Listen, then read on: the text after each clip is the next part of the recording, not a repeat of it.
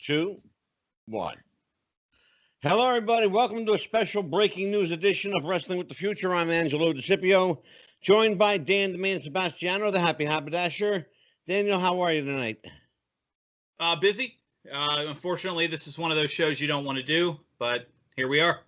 Absolutely. You never want to do that, especially, when we didn't plan on being back there until January 5th, but the wrestling business had other plans for our vacation. We want to welcome Big Ben Scala from Ocala. Hashtag Scala from Ocala is our man about town, deep in the sunshine state. I don't know how much sunshine you guys are getting. And of course, Armageddon himself, Mike Murphy. Mikey, how you doing, brother?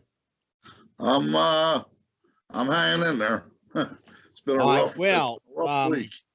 Let's address the subject at hand. We are here with this special breaking news edition. We lost yet another wrestler. 2020 took yet another victim. Jon Huber, best known as Luke Harper, aka Brody Lee. Both AEW and WWE fame. Very big, very popular on the indie circuit before he made it to the big time. I guess I want to go to Dan the Man on this one first. Dan, what do we know about his passing? What happened? What are they saying? And what's the scuttlebutt? What's going on? Well, the story was broken. His wife posted on Instagram that he had passed away after she mentioned he was being treated by the Mayo Clinic for a non-COVID related lung condition. Obviously, the Mayo Clinic specializes in cancer and extreme diseases. And AEW, obviously, they posted their official response, and then PWI. And unfortunately, in the digital age, several mainstream sources had to confirm that it was actually it had actually happened and it wasn't some kind of storyline, because just in the last 5 years, how many people have died as part of stories or something. It's unfortunate you had to cover that hurdle. But the official story is it was a non-COVID related lung condition. He was being treated at the Mayo Clinic at the time of his passing. And when they say lung condition, Dan, are they giving any specificity? Are they hush hush? What's the general feel? Unfortunately, there hasn't been much in this way of specifics. There was a pretty high profile story that I don't want to get into too much because of the nature of what happened from it, where several basically the narrative of the story was COVID, but his wife's denying that. AEW is also denying that, saying they have very strict COVID testing policies. So, but yeah, it just appears to be a lung condition, which, like I said, with the Mayo Clinic, unfortunately, when you look at types of cancers or other conditions that can affect the lungs, you can go from perfectly healthy to gone in weeks or months. So who knows the specifics? And absolutely. I mean, it might come out with time. But we don't want to jump to conclusions, though. Right, exactly. The fact that he was treated by Mayo, it could be completely unrelated to his passing. It's possible it was completely unrelated to his passing. Actually, his wife did confirm that he was being treated by Mayo Clinic, but she never said what for. So we have to walk this kind of tightrope, because we're not sure that he passed from what he was being treated for is the essence of it, if I understand. Correct. Her statement noted that he was being treated by the Mayo Clinic, but did not confirm that the non-COVID lung issue was what he was being treated for. And that's what I wanted to get at. So, Benny, now, tell me what you are hearing. You brought some information to me earlier. What's the feel? No, it's really kind of just my own opinion that, you're a 41-year-old guy. Normally, I mean, yeah, maybe the first thing you're going to think of is, and I'm not saying this is the case, but, I'd say statistically, 41-year-old guy, the first way he's going to pass away probably be in a car accident And then, the second thing might be drug related, and, maybe heart attack or something like that. But you just don't expect a guy who makes a living with his body, who seemed to be in very, very good shape, at that age, just to suddenly pass away. Are there kind of I'm going to use the analogy. Are there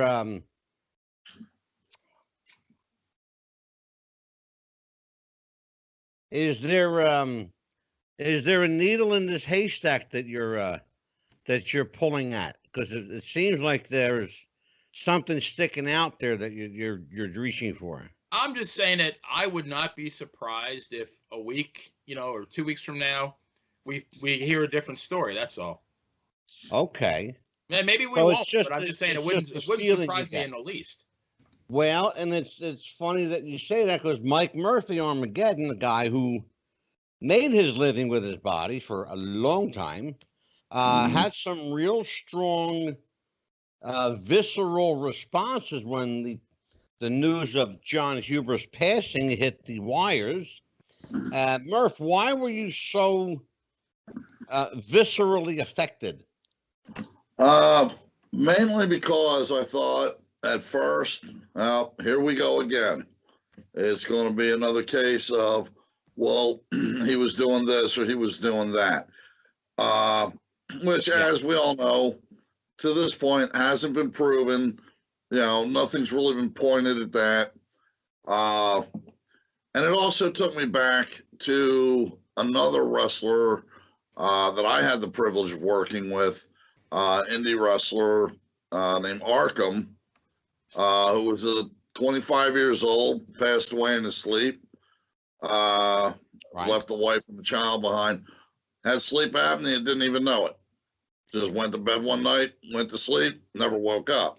Yeah. Could it be something like that? Possibly. Could it be something more nefarious? Possibly. Till we get the coroner's report or hear something more, nobody's really going to be able to tell. Right. Well, I'll tell you, for what it's worth, I've held my opinion to myself close to the vest for the last couple of days. I'm more in tune with Bunny on this one. Something don't sound right. As soon as they announced his passing, something didn't sound right. Right. And it's just this kind of guttural instinct that I have. I don't know if it's I don't think it's drugs. Let's put it that way. I don't think it's drugs. I think, however, that perhaps his wife, in order to protect their child, is putting out a story publicly that, as a cover story, perhaps, so that the real cause of death doesn't circulate about. I don't know how old his kid is, but I know he's got at least one child we know of, right? 2 sons. He's got 2 sons. Yeah, okay. he has two children with his current wife. Okay. And do we know how old these boys are? I'm not sure about the youngest. I know the oldest is 8, and that was mentioned because they had to do some. He technically signed an AEW contract, and they had to do some legal mumbo jumbo in Florida to get an 8-year-old to sign a sports contract. That's the only reason I know. I remember that age. Yeah. Interesting too about that. The other thing is, how much, 8 years old, an 8-year-old kid today is a lot smarter than they were when I was a kid. Right. Largely because of their involvement with social media and computers. So perhaps, and I'm just talking out loud here, perhaps it wasn't what we're being told. And in order to protect these 2 boys, maybe they're putting out a public story that's that differs from the truth. We'll say it's that. Entirely possible. I don't want to speculate. There's been no indication that we know of that he was any kind of a drug user or a drinker. again, it could be something completely innocent. Maybe Dan's right. Maybe he was being treated for something other than a lung infection at the Mayo Clinic. I think it's important to remember too that he had a good run as the television champion on AEW. When he dropped the title to Cody, it was back in the beginning of October. They announced he was taking a leave of absence for a personal medical issue. So, I mean, assuming that's all tied together, he started treatment only a few months ago. Yeah, and you know what? And that's a real good point. If that's the case, it makes perfect sense then. So, and then the narrative that this has been an ongoing situation ties in perfectly with what we're being told. I don't see any reason why. I mean, a guy lost his life, for crying out loud, I don't see any reason why they would want to, besmirch his name or his reputation. I mean, if you're sick, you're sick, People get sick all the time. And people get COVID nowadays all the time. But largely they recover from it. Yeah. But Angelo, as well as I do, being in the business as long as we both have, a lot of wrestlers, and I've done it myself, will hide injuries, hide illnesses, just so we can get in that ring and compete. Well, that's the other thing. Let me go to Benny on this one. Then we'll go around the loop. Benny, Murph brings up a good point. The notion of wrestling hurt and wrestling injured. It happens all the time in the business. Time is money. You miss time, you miss money. I know it in Murph's case. I know it in my case. I've seen it. I've had guys work for me that worked injured against my advice, by the way, but they don't want to blow a payday, so you can't tell them no, It's a slippery slope you walk when you're a promoter. On an indie level, when you're a promoter on this massive level, that's a whole nother ball game. Right. So, Benny, what do you think? The injury factor, could that have played in? And my first thought was to baseball back in the day before free agency, when those guys had to play for their contract every single year. And yeah. I mean, they'd play with broken bones. I mean, pulled muscles because, they knew that, God forbid they missed a significant stretch of time. They're getting a pay cut the next year, not even a raise, Yeah, absolutely. And they weren't making good money to begin with. Now it's a little bit different now because these guys have contracts. I think in this case, though, it's more, it's more, I don't want to say ego maybe, but like, that if you're on top and you lose time, chances are you're not going to come back on top. You might get back put back in the middle. That's the thing, Benny. It's really not ego. It's they don't work. They don't get paid. Right. It's that simple. Is there somebody gunning for you? Absolutely. Look, if there's an opening on a roster and this guy is at number 3 position and you're at number 6, well, you're going to jump to number 3 real quick if number 5 and number 4, break their foot, right, or injure their pinky finger. That's how it is. They're going to jump over number 4 and 5 to get to number 3. But that's the business. It's the nature of the beast. You don't get paid if you don't work, and they're going to work. If it means, sorry, you broke your leg or you broke your back. I'm sorry, but I need the paycheck this week. And he was just getting a big push. He got, like Dan said, he got that TNT championship. Yeah. And he was getting to, I think he was actually getting to play the character that he really wanted to play.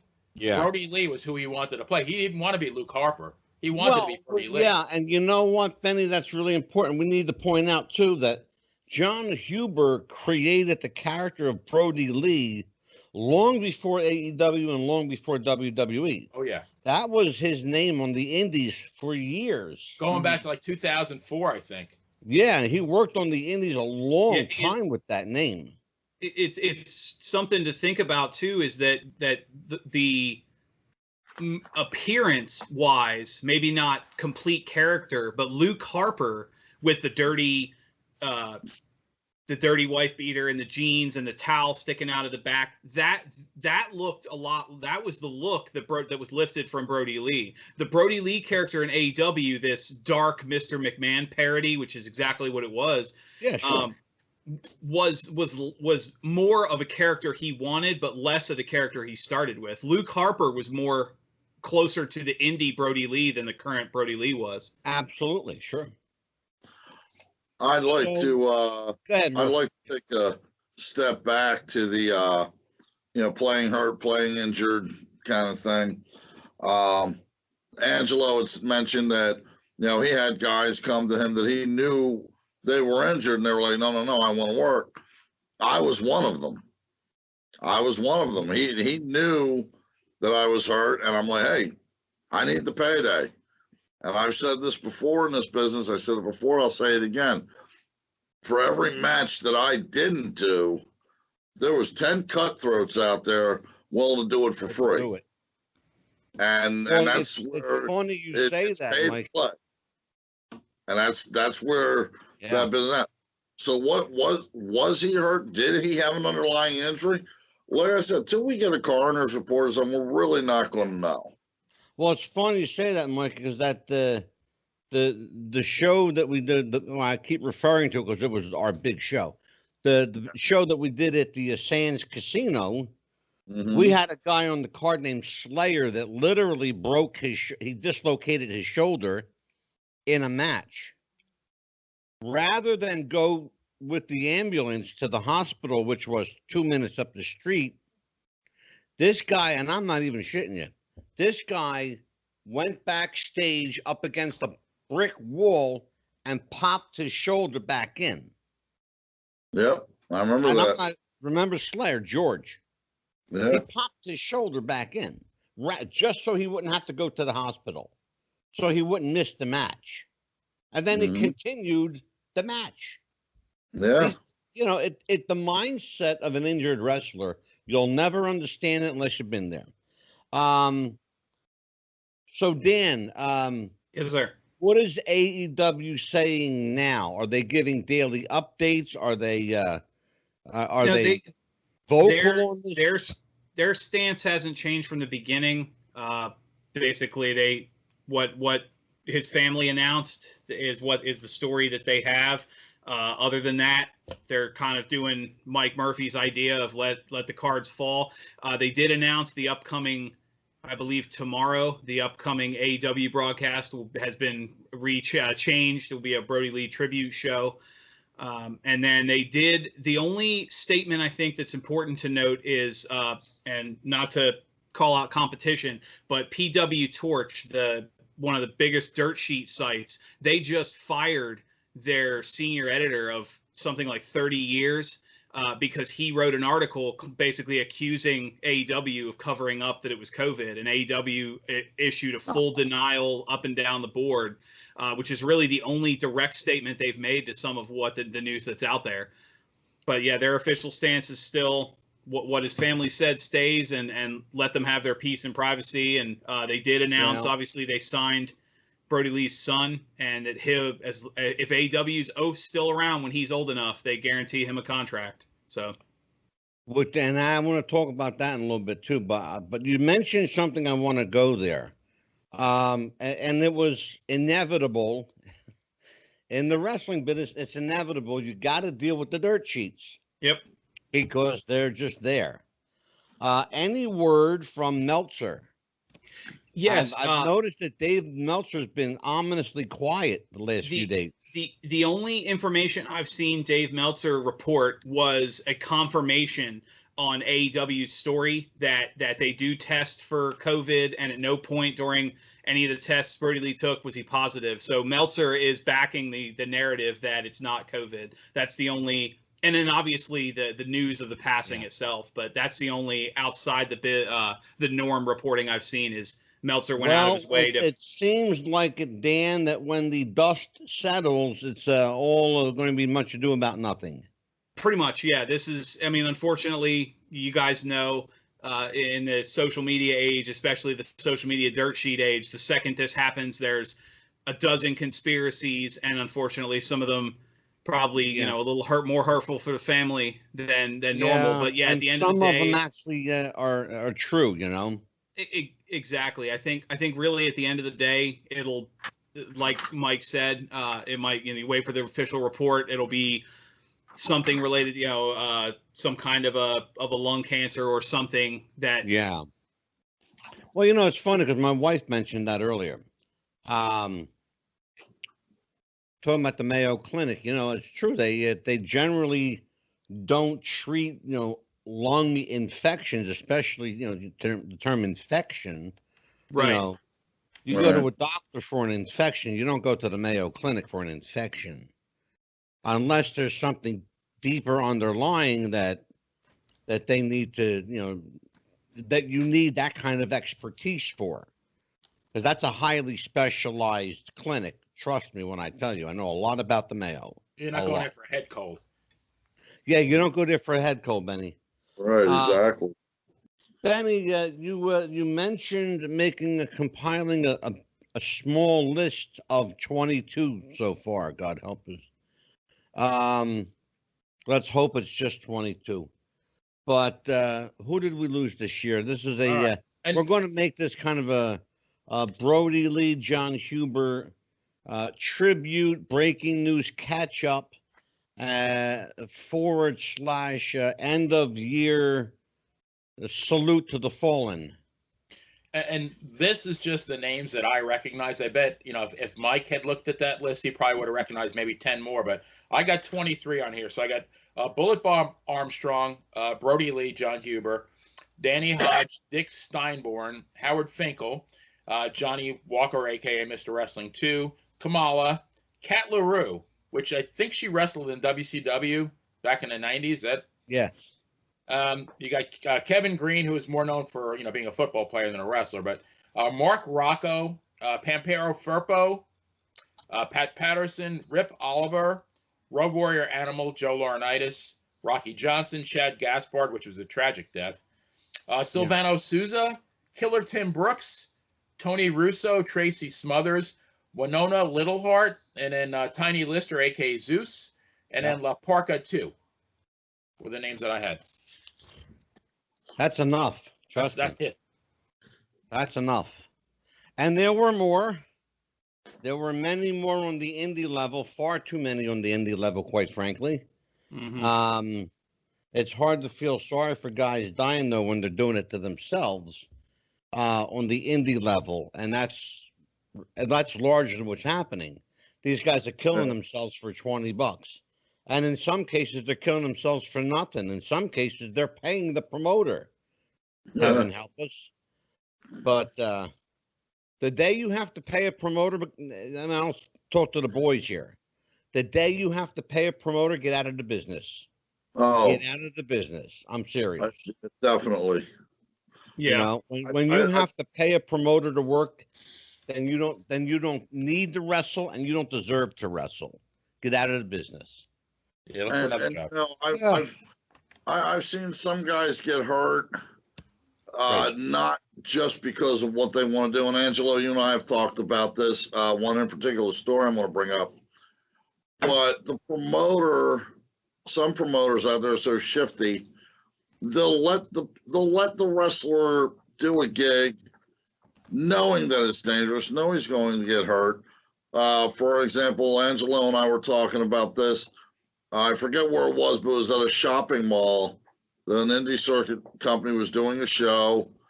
The kid took a swan dive or something off the top level.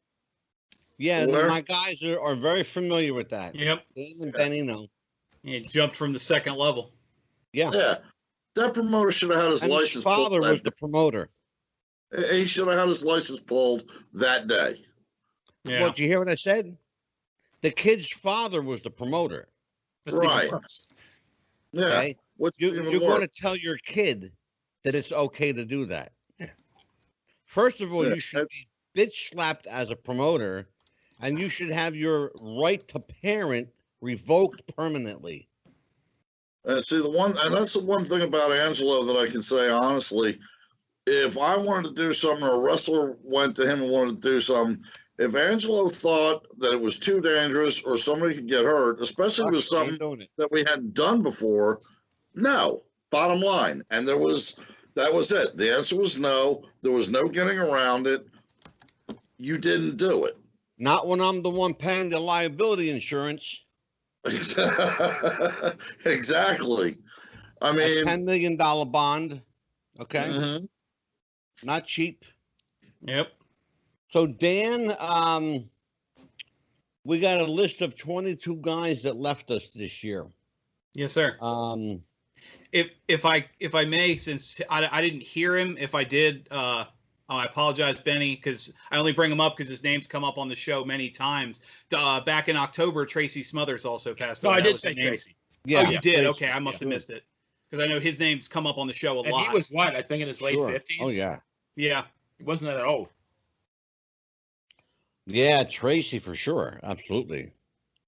Joe Titus, who I had the privilege of meeting, and I can honestly say when I met him, 100% class act.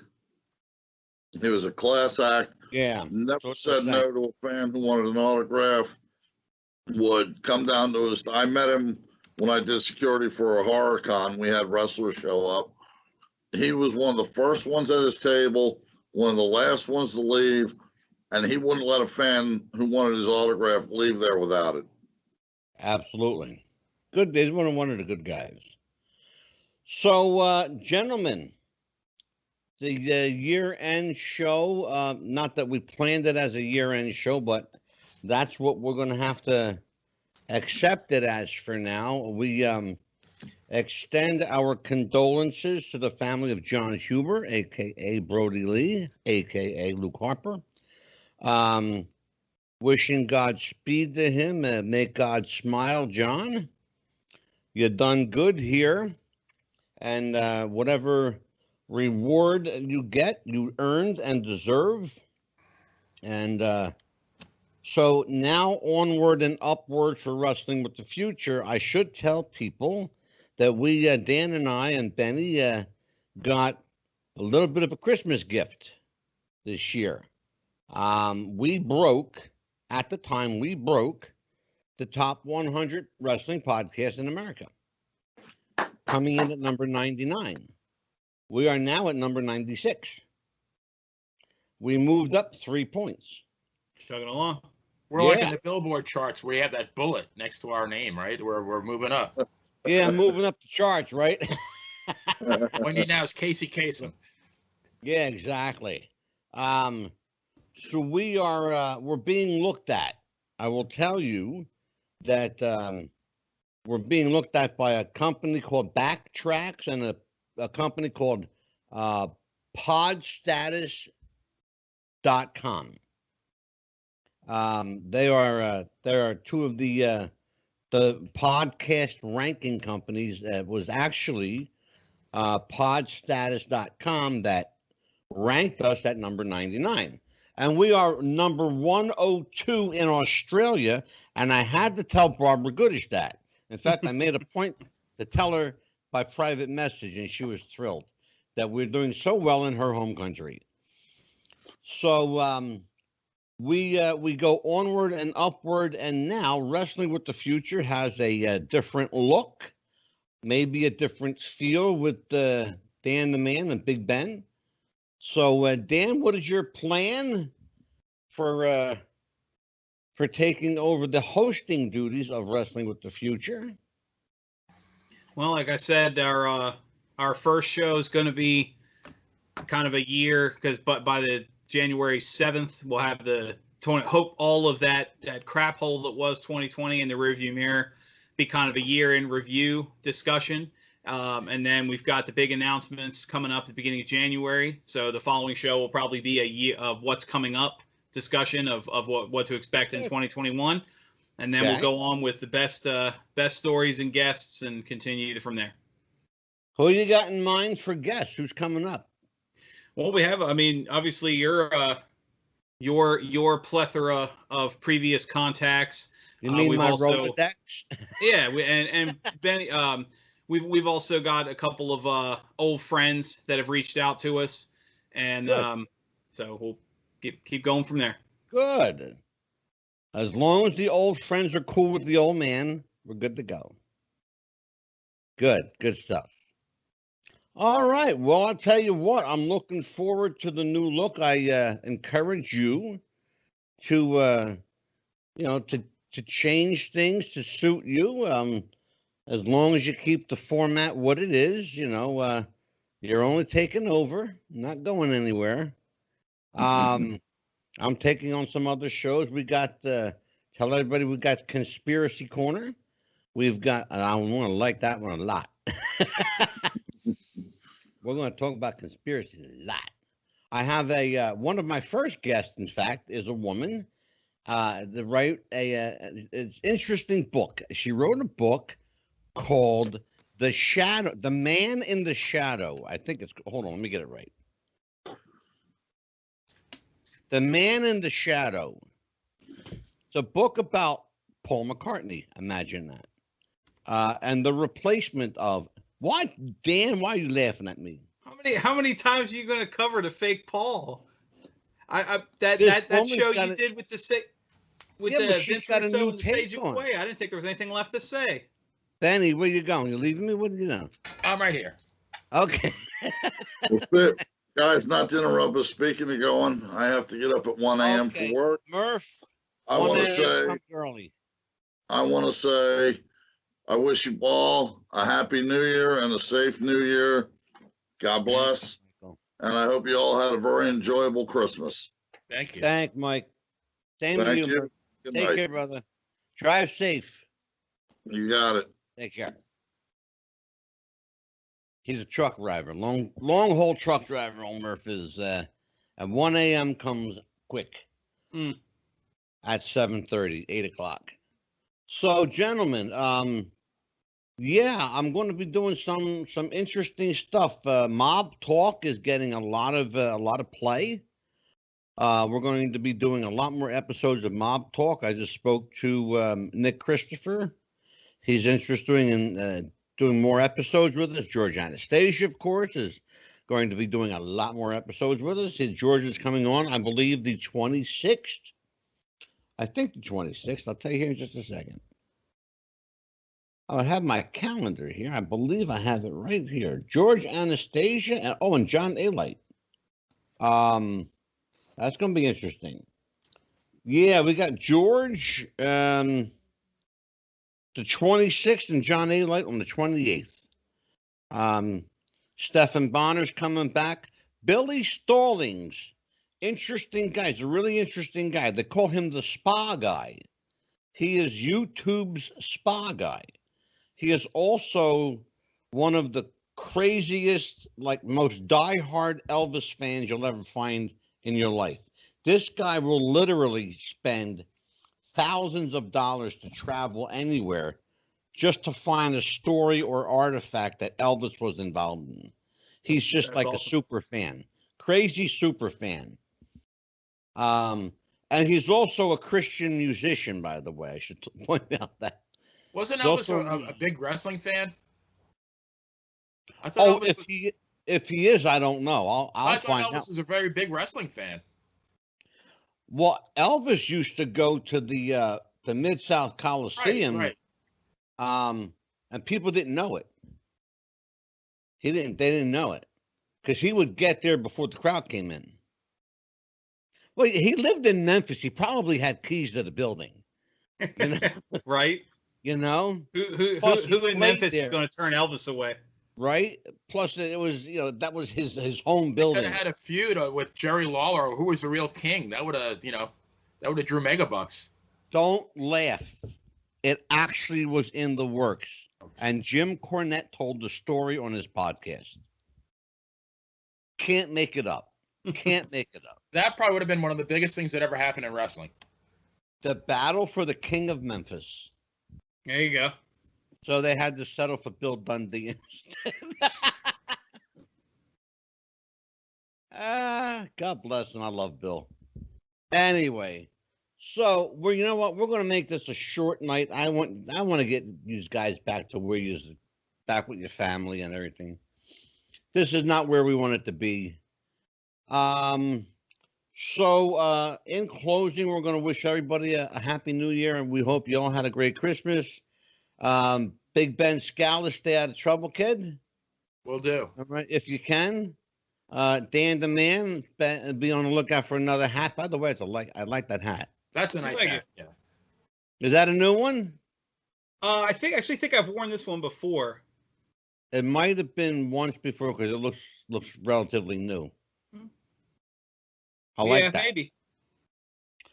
Well, you guys, on behalf of Big Ben Scala from Ocala, Dan the Man, Sebastiano, the Happy Haberdasher. Yes, sir. I'm Angelo DeCipio. Thanks for joining us. Thanks for making 2020 great for us. 2021 will be that much better. It will go from 96 to 26. We're working on it already. Take care, guys. See you next year. Bye-bye. All right. Take care.